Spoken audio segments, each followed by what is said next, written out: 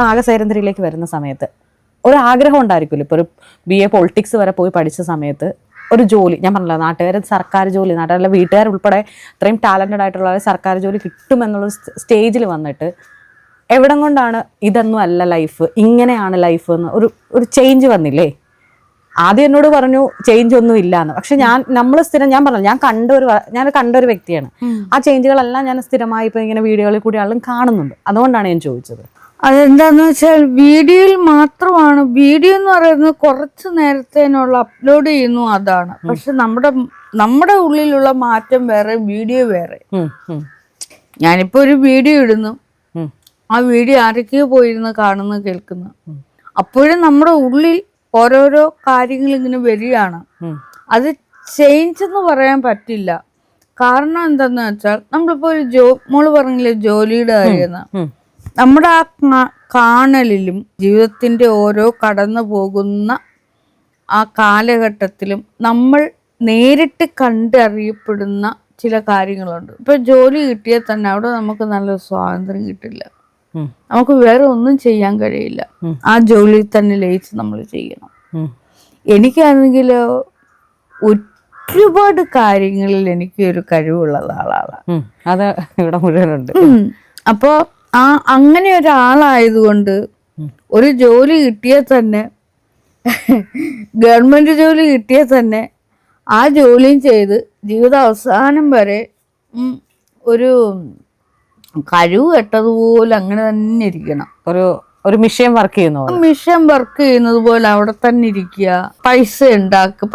അതിന്റെ ഇടയ്ക്ക് ക്യാഷ് ഉണ്ട് തീർച്ചയായും. പക്ഷെ ഇതിന്റെ ഇടയ്ക്ക് എനിക്ക് ഇറങ്ങി ഇതൊക്കെ ഇടയ്ക്കിടയ്ക്ക് ചെയ്യാൻ കഴിയില്ല.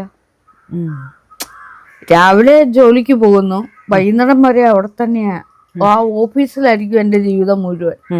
ഓഫീസ് വീട്, ഓഫീസ് വീട്, എൻ്റെ ജീവിതം അങ്ങനെ അങ്ങ് പോകും. ഫ്രീഡം അതെനിക്ക് കിട്ടില്ല. ഇതെപ്പോഴാണ് തിരിച്ചറിഞ്ഞത്?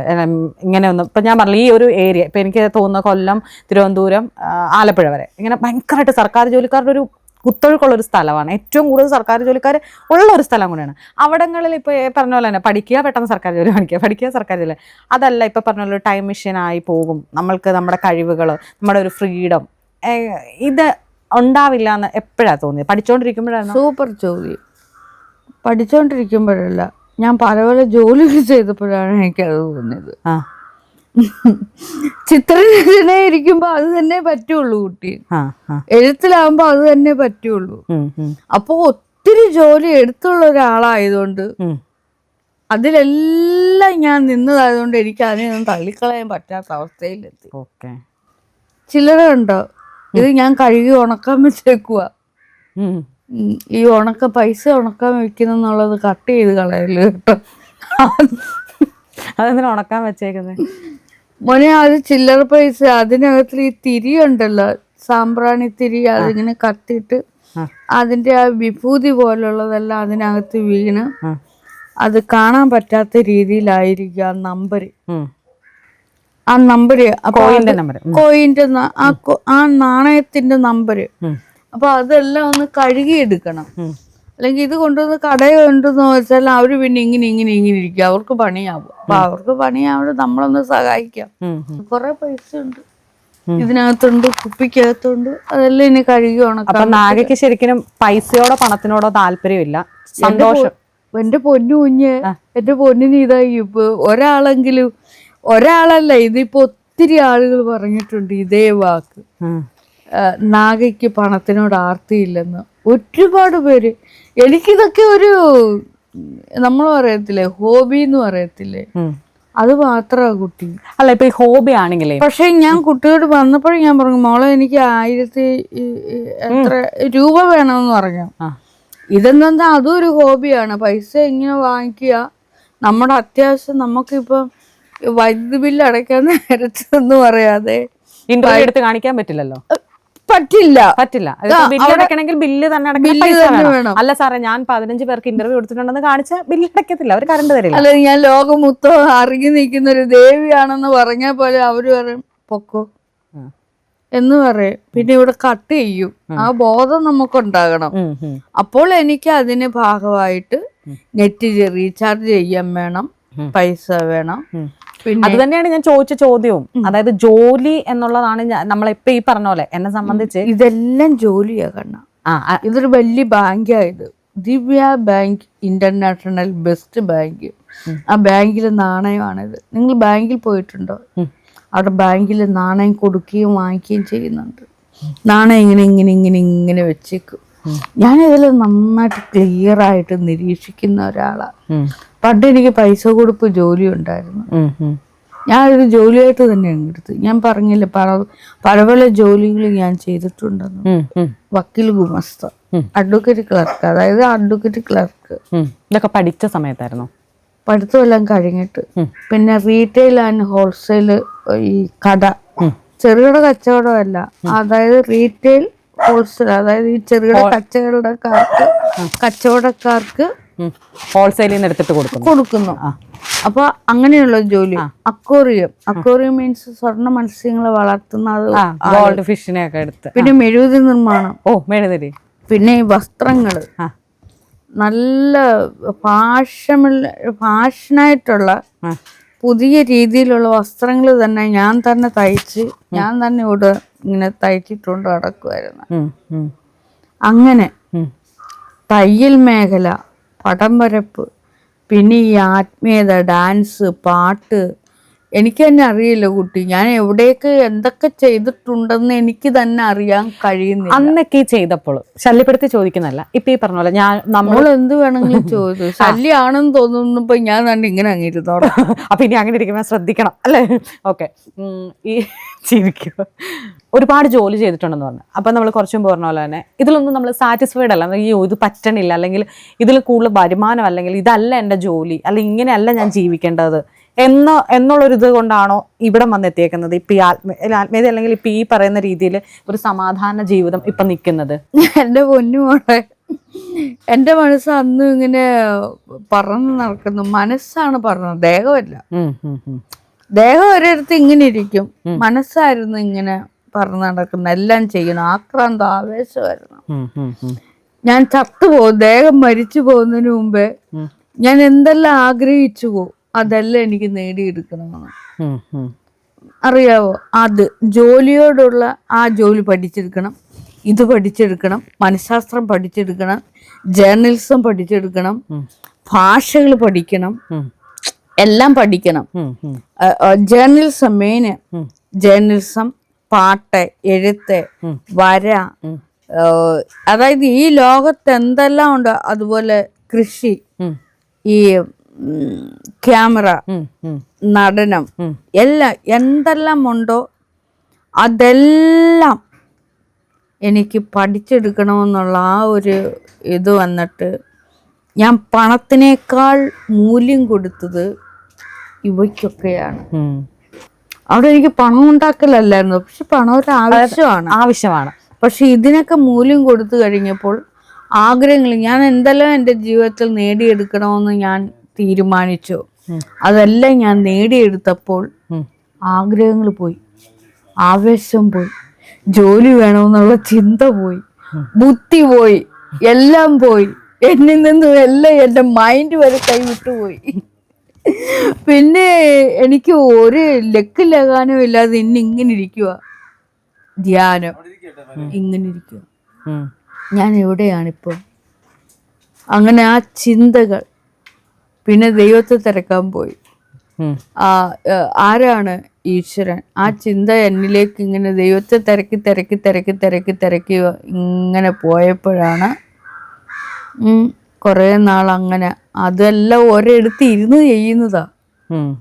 അപ്പോഴാണ് ആരാണ് ദൈവം, ആരാണ് ദൈവം, ആരാണ് ദൈവം, ആരാണ് ദൈവം ഇങ്ങനെ ചോദിച്ചുകൊണ്ടിരുന്നത്.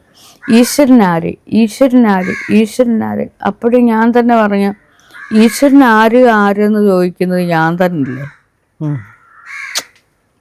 ഞാൻ തന്നെ ഇരുന്ന് ചോദിക്കുവാണ് ഈശ്വരൻ ആരെന്ന്. അത് ചുറ്റും ആരുമില്ല പറഞ്ഞു തരാൻ.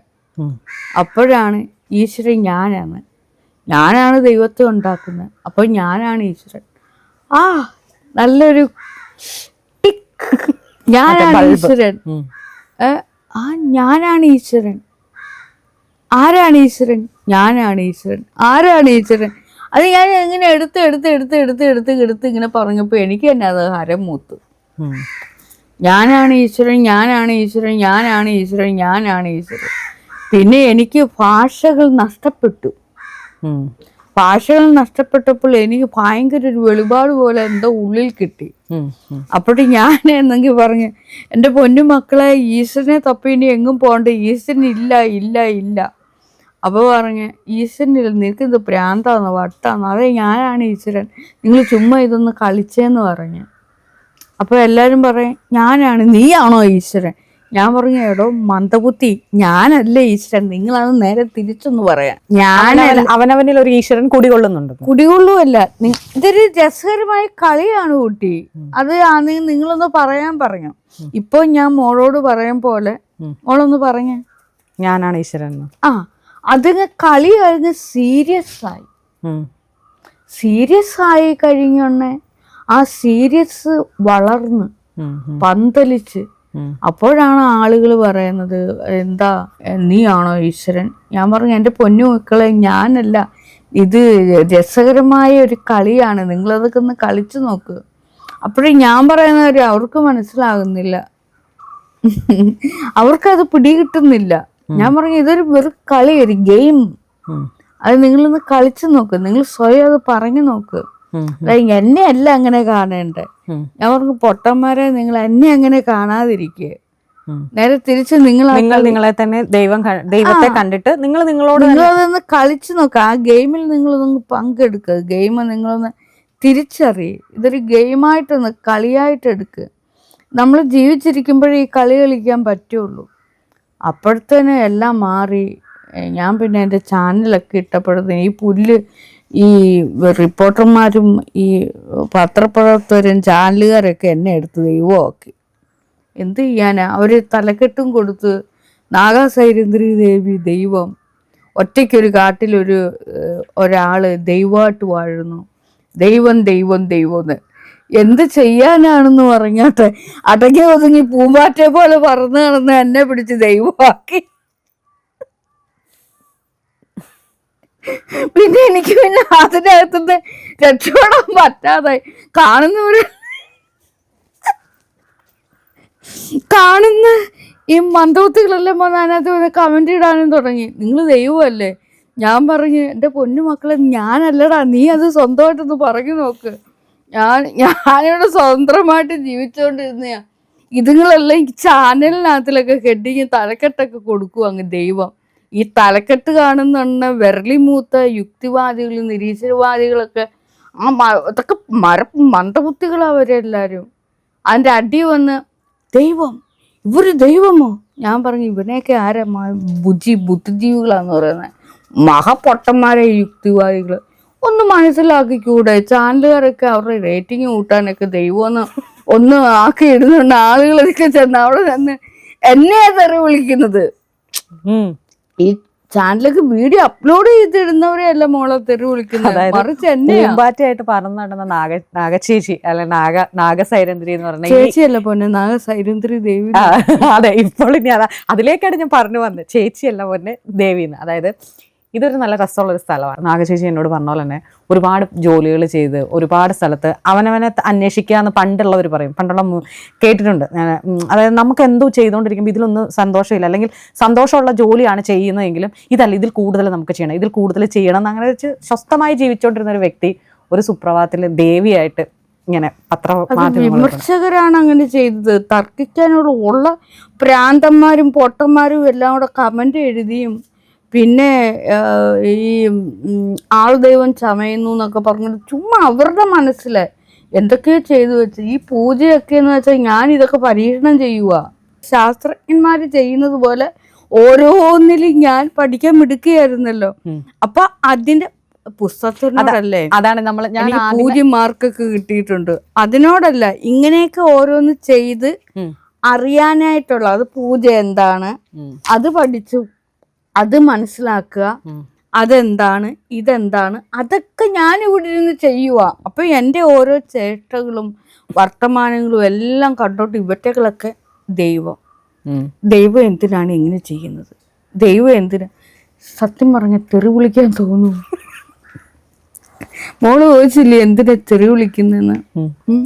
എന്റെ അടുത്ത് വന്നാലല്ലേ നിങ്ങക്ക് അത് ബോധ്യപ്പെട്ടില്ലേ? അന്ന് ഞാൻ ഈ ക്യാമറയുടെ മുന്നിൽ നിന്ന് പറയാൻ, നിങ്ങൾ എന്റെ അടുത്ത് വാ, കേൾക്ക്, ചിരി വരത്തില്ലേ? അപ്പൊ ആരാ എന്നെ പിടിച്ച് ദൈവമാക്കിയത്? ഈ സമൂഹം എന്നിട്ട് എന്റെ മേളിൽ കയറിയേ മതിയോ? അല്ലെ, നമ്മൾ അതാണ് ആദ്യമേ തന്നെ ചോദിച്ചു. ഈ പൂജ ഞാൻ ഒരു ചോദ്യം ചോദിച്ചിരുന്നു.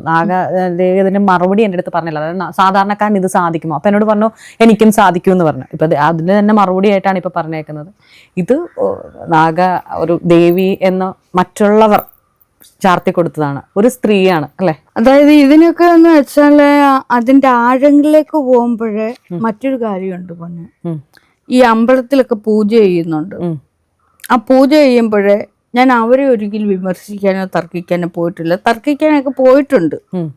പഠിക്കുന്ന കാലഘട്ടത്തിൽ ഞാൻ പറഞ്ഞല്ലോ, ഒരു പക്കാ നിരീശ്വരവാദി യുക്തിവാദി ദൈവങ്ങളൊന്നും ഇല്ലെന്ന് പറഞ്ഞുകൊണ്ട് അതികഠിനമായി വിശ്വസിക്കുകയും ദൈവങ്ങളൊക്കെ എന്നൊക്കെ പറഞ്ഞുകൊണ്ട് നടന്ന ഞാനായിരുന്നു.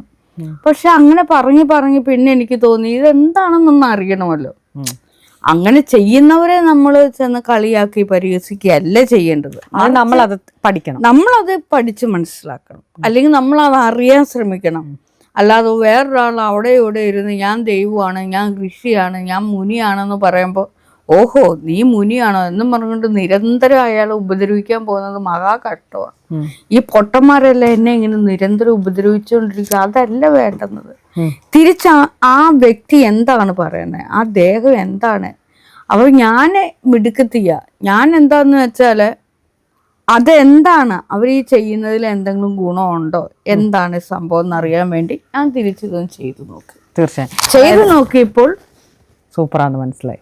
അത് ഓരോരുത്തർക്കും ഞാൻ പറയുന്നത് നിങ്ങളൊക്കെ അത് അറിയാൻ ശ്രമിക്കുക. തീർച്ചയായും ഞാനും ഈ പറഞ്ഞ പോലെ ഞാനൊരു ദൈവവിശ്വാസിയല്ല എന്ന് വെച്ചാൽ ഞാൻ നിരീശ്വരവാദിയുമല്ല.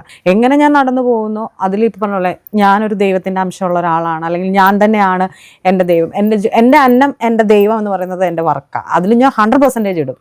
അതെനിക്ക് തിരിച്ച് റിട്ടേൺ തരും. അതാണ് എൻ്റെ പ്രതിഫലം എന്ന് വിചാരിക്കുന്നത്. ഇപ്പം നാഗ പറഞ്ഞ പോലെ തന്നെ നല്ലതിന് എടുക്കുക എന്നുള്ളൊരു ഗുണം നാഗയ്ക്കുണ്ട്. അതാണ് ഈ ബുക്കിൽ ഉള്ളത്. അതായത് നാഗ എനിക്ക് തോന്നുന്നു ഫേസ്ബുക്കിൽ ഇട്ടതും പിന്നീട് യൂട്യൂബിൽ വന്നതുമായിട്ടുള്ള നല്ല നല്ല കമൻസുകൾ, പോസിറ്റീവ് കമൻസിനെ എടുത്ത് പുസ്തകമാക്കി. എന്നിട്ട് നാഗ തന്നെ പറയുന്നുണ്ട് ഇത് പലരുടെ അടുത്ത് എത്തുമ്പോൾ ആ വ്യക്തി പോലും ചിലപ്പോൾ ഇതിനകത്ത് എൻ്റെ ഒരു മിടുക്കത്തി എല്ലാം അറിയൂ, ആ ഒരു വ്യക്തി പോലും കാണുമ്പോൾ ഭയങ്കര സന്തോഷപ്പെടും. തീർച്ചയായിട്ടും അത് ഞാൻ നോക്കിയപ്പോൾ അതൊരു ഭയങ്കര പോസിറ്റീവ് തിങ്കിങ് ആയിട്ട് തോന്നി. കാരണം ഞാൻ പോലും ഒരു വീഡിയോ, ഇപ്പം നമ്മൾ ചെയ്യുന്ന ഒരു വീഡിയോയുടെ അടിയിൽ ഒരു കമന്റ് വന്നാൽ, കമന്റ് അല്ല വെറുതെ ഒരാൾ എന്നോട് ബസ്സിൽ നിന്നിട്ട് മാറിക്ക് കൊച്ചെന്ന് പറഞ്ഞാൽ നമ്മൾ പെട്ടെന്ന് ലോക്കായി പോകും, മെന്റലി ലോക്കായി പോകും. കാരണം അതെന്തിനാ അയാൾ എന്നോട് പറഞ്ഞേ, അവനാരാ എന്നോട് പറയാൻ, അവൻ എന്തിനാ. പക്ഷെ ഇത്തരം കാര്യങ്ങൾ നാഗ ലൈവിൽ ഡീൽ ചെയ്യുന്നത് എനിക്ക് ഭയങ്കര ഇഷ്ടമാണ്. ഞാൻ എൻ്റെ ഒരു പേഴ്സണൽ കാര്യങ്ങൾ മാത്രമായിട്ടോ പറയുന്നത്. എനിക്കത് ഭയങ്കര ഇഷ്ടമാണ്. ഒരു പച്ചയ്ക്ക് പറയുന്നത് നിന്നെ ഞാൻ ഇപ്പം തൂക്കി എറിയുന്നു, അതായത് നീ എൻ്റെ അടുത്ത് വേണ്ടണം, അതായത് നീ മോശം സംസാരിക്കുന്ന എൻ്റെ അടുത്ത് വരണ്ട, ഇതെൻ്റെ സ്പേസാണ്. ഈ പറയുന്ന സ്പേസിൽ ആരൊക്കെ വരണമെന്ന് നാഗയ്ക്ക് തീരുമാനിക്കാം. പക്ഷെ ഞാൻ തീരുമാനിക്കാതെ തന്നെ വരുമ്പോളെ എന്ത് ചെയ്യാൻ പറ്റും, ദേവിയായി പോയില്ലേ അല്ലേ? അതല്ലേ നമ്മളിപ്പോ തെരുവിലോട്ട് ഇറങ്ങി നമ്മളിങ്ങനെ നിക്കുക, അപ്പൊ നമ്മൾ പറയാണ് നീ എന്റെ അടുത്തോട്ട് വരരുതെന്ന് പറഞ്ഞാൽ തീർച്ചയായിട്ടും ചില ആളുകൾ നമ്മുടെ അടുത്തോട്ട് വരും. അല്ല ഞാൻ പറഞ്ഞു ഈ സ്ഥലത്തെ കാര്യം പറഞ്ഞ, ദേവിയുടെ സ്ഥലത്തെ കാര്യം പറഞ്ഞു. ഇവിടെയൊക്കെ വരാറുണ്ട് അല്ലേ? പിന്നെ എന്ത് ചെയ്യാൻ പറ്റും, ദേവിയായി പോയില്ല. ഒരു ദേവിയായുള്ള ഒരു പ്രശ്നം ഇതൊക്കെ കൊല്ലാൻ പറ്റുമോ? അതാ പറഞ്ഞ ഒരു ദേവിയായുള്ള ഒരു പ്രശ്നങ്ങളാ ഇതൊക്കെ. ഞാൻ ഇങ്ങനെ നിൽക്കും, ഞാൻ കുറച്ചൊക്കെ ഞാൻ കിടന്ന് വായിക്കും, വായിക്കുന്നതാണ് അവരും എന്നെ പോലെ കിടന്ന് വായിക്കും എന്നെങ്കിൽ പിന്നെ നമുക്ക് എന്ത് ചെയ്യാൻ പറ്റും. ഞാൻ നിങ്ങൾ പറഞ്ഞു അല്ലേ, അല്ലാതെ എന്ത് ചെയ്യാൻ പറ്റും. ഞാൻ നല്ല കഴിവുള്ള ആളാണ് നാഗ എന്നുള്ളത് ഇവിടെ വന്ന ചിത്രങ്ങളെല്ലാം ഞാൻ ശ്രദ്ധിച്ചു. അപ്പം മുന്നേ ഒരു ഇന്റർവ്യൂവിൽ പറയുന്നുണ്ട്, ഒരാൾ ചിത്രം നോക്കിയത് ഇവിടെ നഗ്നമായ ചിത്രങ്ങൾ വരച്ചേക്കുന്നതെന്ന് പറഞ്ഞപ്പം നാഗ ഉടനെ പറഞ്ഞു ഇപ്പറേ ഡ്രസ്സുള്ള ഒരു പെണ്ണിനെ ഞാൻ വരച്ചു, മോൻ്റെ കണ്ണ് അങ്ങോട്ട് പോയില്ല എന്ന് പറയുന്നുണ്ട്. അപ്പോൾ ഞാനും അത് പെട്ടെന്ന് ചിന്തിച്ചു, ശരിയാണല്ലോ, നമ്മൾക്ക് നോട്ടം പോകുന്ന എപ്പോഴും ഇത്തരം പെട്ടെന്ന് ഇതെന്തോ ആണല്ലോ എന്നുള്ളൊരു ഇതിലേക്ക് നോട്ടം പോകുന്ന ഒരു സാധാ മനുഷ്യന്മാരങ്ങനെ ആണെന്നാണ്. പിന്നെ ആഴെ ഇവിടെ വന്നപ്പോൾ ഞാൻ ഇതൊക്കെ ഇങ്ങനെ ഓരോന്ന് ശ്രദ്ധിക്കുകയാണ്. അതിനകത്ത് ബോഡി ഷേപ്പിനെ കുറിച്ച് പറഞ്ഞു, പെണ്ണുങ്ങളുടെ. അതായത് ഇതെല്ലാം നാഗയാണ്. നാഗയാണ് ഈ വരച്ചു വെച്ചേക്കുന്നത്, നാഗേനെ തന്നെയാണെന്നല്ലേ പറഞ്ഞേക്കുന്നത്? ഒട്ടുമിക്ക ചിലതൊക്കെ ഞാൻ എങ്ങനെ പറയത്തുള്ളൂ, ഇതൊക്കെ ചുമ്മാ അങ്ങനെ ഇങ്ങനെ വരയ്ക്കുന്നതാണ്. പണ്ട് മനോരമയും മംഗളവും ഒക്കെ വായിക്കുമായിരുന്നല്ലേ പിന്നെ കാലത്ത്? പുസ്തകത്തിന്റെ ഇടയ്ക്കൊക്കെ വെച്ച് 10ാം ക്ലാസ് പരീക്ഷ എഴുതാൻ പോയപ്പോ ഇടയ്ക്ക് വെച്ചിങ്ങനെ നോക്കിയിട്ടാ പോയത്. അതെനിക്ക് ഇവിടെ വന്ന് 1-2 ചിത്രം കണ്ടപ്പോൾ മനസ്സിലായി. ഞാൻ അത് ചിത്രം കാരണം ഞാൻ മനോരമ വായിച്ചിരുന്ന ആളാണ്. വീക്കിലി ആണ് എന്നെ സംബന്ധിച്ച് മനോരമ വീക്കിലി ഞാനും എൻ്റെ അച്ഛനും കൂടെ വായിക്കുന്നത്. അപ്പോൾ ഇതിൽ 1-2 ചിത്രങ്ങളുടെ സ്ട്രക്ചർ, അവരുടെ സ്ട്രക്ചർ എപ്പോഴും ഇവിടുത്തെ ഭാഗം ഭയങ്കര രസമായിട്ട് അവർ വരയ്ക്കുന്നത്. പിന്നെ ഈ കണ്ണുമാണ്. അപ്പം ഞാനിവിടെ വന്ന് ശ്രദ്ധിച്ചപ്പോഴേ ഞാൻ 1-2 സാധനം എനിക്ക് തോന്നി വീക്കിലി വായിക്കുമെന്ന് തോന്നി. അത് വീക്കിലി മാത്രമല്ല പൊന്നെ, അത് ഞാൻ കുട്ടിക്കാലം മുതലേ അതിങ്ങനെ വരച്ച് വരച്ച് വരച്ച് ഇങ്ങനെ ആയിട്ട് ഞാൻ പിന്നീട് സ്ത്രീ ശരീരത്തെ അല്ലാതെ വരപ്പല്ലാതെ നോക്കും. വരപ്പല്ലാതെ നോക്കുമ്പോഴേ പെൺകുട്ടികൾക്കെല്ലാം നല്ല ഷേപ്പുള്ള പെൺകുട്ടികളുണ്ട്. എല്ലാ പെൺകുട്ടികളും നല്ല ഷേപ്പുള്ളവർ തന്നെയാണ്. അത് വസ്ത്രം അതേപോലെ ആക്കി ഇടുന്നതുണ്ട്, അല്ലാതെ വസ്ത്രം ആക്കി ഇടാതെ ഉള്ളത് കൊണ്ട്. പണ്ട് പലരും എന്നോട് പറഞ്ഞിട്ടുണ്ട് നല്ല ഷേപ്പാണ്, ബോഡി നല്ല ഷേപ്പ് ഉള്ളതാണെന്ന് പറഞ്ഞു. ഇപ്പോൾ ഇത്തിരി വയറൊക്കെ എങ്ങനെയൊന്നു വന്ന്. പക്ഷെ പണ്ട് കോല്, ഞാൻ പറഞ്ഞല്ലേ ഈ കുട്ടിയുടെ കണ്ണുകളൊക്കെ ആയിരുന്നു എൻ്റെ കണ്ണുകൾ. അല്ല ഞാൻ പറയില്ല, ആദ്യം കാണുന്ന വീഡിയോയിൽ ആ ഒരു കറുത്ത ഉടുപ്പും കറുത്ത പാവാടയുണ്ട്, ഭയങ്കര രസമാണ് കാണാൻ.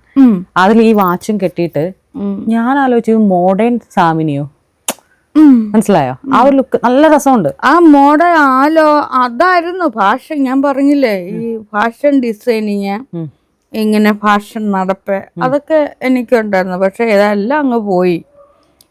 ഇതൊക്കെ ആരെ കാണിക്കാൻ എങ്ങനെ നടക്കുന്നത്, ഈ ഡ്രസ്സ് ഇങ്ങനെയൊക്കെ എന്തിനാ ഇങ്ങനെ, അങ്ങനെയൊക്കെ ഉള്ള ചിന്തകളെന്ന് വെച്ചാ നമ്മളിൽ നിന്നും അങ്ങ് എല്ലാം പോയി മുത്ത്. അത് സൗന്ദര്യബോധമൊന്നും ഇല്ലാതെ ആയി പോയി.